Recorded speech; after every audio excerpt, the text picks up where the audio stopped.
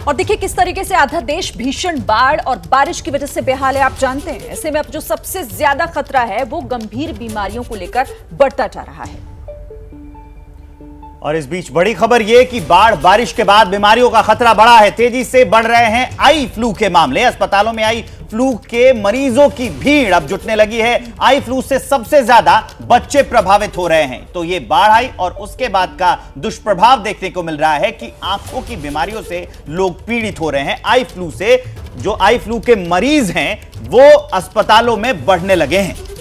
बिल्कुल, और देखिए आई फ्लू के मामले लगातार बढ़ रहे हैं। अस्पतालों की भी आपको तस्वीरें दिखाएंगे कि किस तरीके के हालात वहां पर बने हुए, मरीजों की संख्या कैसे बढ़ती जा रही है। और ये सब कुछ हुआ है बाढ़ और बारिश की वजह से।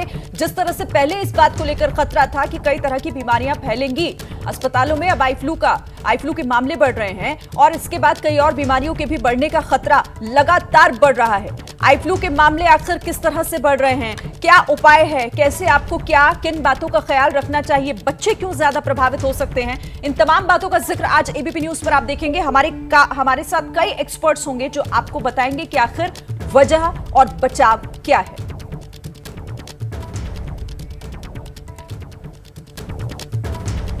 तो देश के 6 अलग अलग जिलों की तस्वीरें हम आपको अब दिखा देते हैं जहां इस वक्त आई फ्लू सबसे ज्यादा फैल रहा है। आपकी टीवी स्क्रीन पर 6 अलग अलग तस्वीरें चलती हुई दिखाई दे रही हैं। उत्तर प्रदेश के गोरखपुर में एक स्कूल की 60 से ज्यादा छात्राएं आई फ्लू का शिकार हो गई। वहीं उत्तर प्रदेश के ही हापुड़ में अस्पतालों में लगातार मरीजों की संख्या बढ़ती जा रही है। कमोबेश हर जगह यही स्थिति है। जिला बागपत में भी यही हाल है। यहां के अस्पतालों में रोजाना 10 से 15 मरीज रोज आ रहे हैं।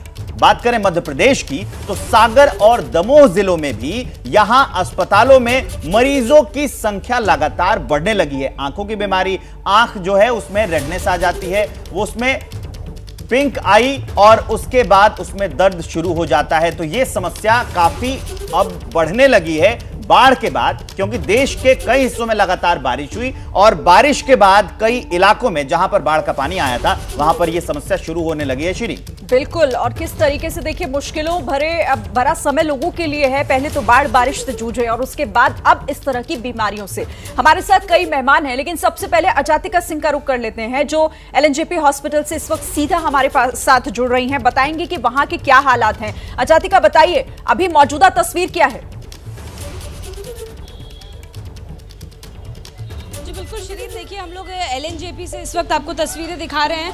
संडे है, हालांकि संडे को ओपीडी बंद होता है, तो जो तस्वीरें हमें आमतौर पर मरीजों की देखने को मिलती है उस बड़ी तादाद में नहीं, लेकिन जैसे कि डॉक्टर्स द्वारा जानकारी मिली है, उन्होंने बताया कि आमतौर पर जितने रोज़ मरीज आ रहे हैं उनमें ज़्यादातर मरीजों की ऐसी ही संख्या है जिनको कंजक्टिवाइटिस की शिकायत है, जिनको बाढ़ के बाद अब लगातार पिंक फ्लू जिसका नाम दिया जा रहा है, पिंक आई है, यानी कि रेडनेस है उनकी आंखों में, जलन है उनकी आंखों में, धुंधलापन है, कुछ ऐसी समस्याओं के साथ लोग आ रहे हैं। हम लोग यहाँ पे जो लोग मौजूद हैं, जो अस्पताल पहुँचे भी हैं, एक बार ज़रा उनसे भी बात करके देख लेते हैं कि क्या ऐसी शिकायत के साथ कोई आया है दिखाने के लिए।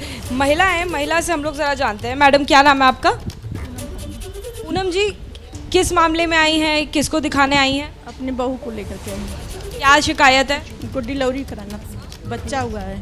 अच्छा, उनको बच्चा हुआ है। तो देखिए, जैसे कि आमतौर पर अस्पताल में अलग अलग शिकायतों के लिए, अलग अलग परेशानियों के लिए पहुंचते हैं, ऐसे कई लोग पहुंच रहे हैं। ओपीडी, जैसे कि मैंने पहले ही बताया कि संडे होने की वजह से बंद है, तो ओपीडी में ज़्यादातर ऐसी शिकायतें आ रही हैं जैसा डॉक्टर्स द्वारा बताया गया है और एक्सपर्ट्स द्वारा बताया गया है कि उन लोगों की शिकायत आ रही है जिनको आंखों में जलन है, रेड आई का मामला है। और जिस तरह से जलस्तर दिल्ली में देखने को मिल रहा था कि लगातार यमुना का जो लेवल है वो बढ़ता जा रहा था, उस वजह से पानी भरा रहा, कई जगह पर जल भराव की समस्या रही और उसी के ये कहीं ना कहीं रेपरकशंस है, उसी के कहीं ना कहीं ये परिणाम है जो देखने को मिल रहे हैं। लोगों की आंखें लाल हो जाती हैं, आंखों में दर्द होता है। बहुत बहुत धन्यवाद अजातिका आपका ये अपडेट देने के लिए। एलएनजेपी अस्पताल से हमारी सहयोगी अजातिका बता रही थी कि कैसे मरीजों की संख्या बढ़ने लगी है।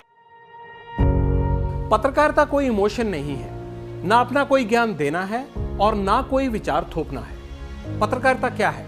पत्रकारिता का मतलब है सही जानकारी इकट्ठा करना और तथ्य बताना। पत्रकारिता आज जितने महत्वपूर्ण दौर में है, शायद पहले नहीं थी। इस दौर से निकलने के लिए सिर्फ सच दिखाने की जरूरत है।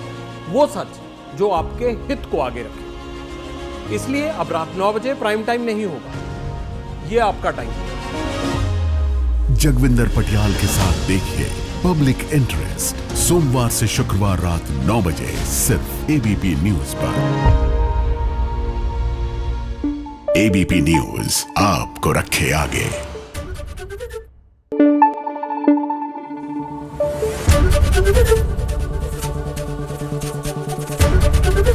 एबीपी न्यूज आपको रखे आगे।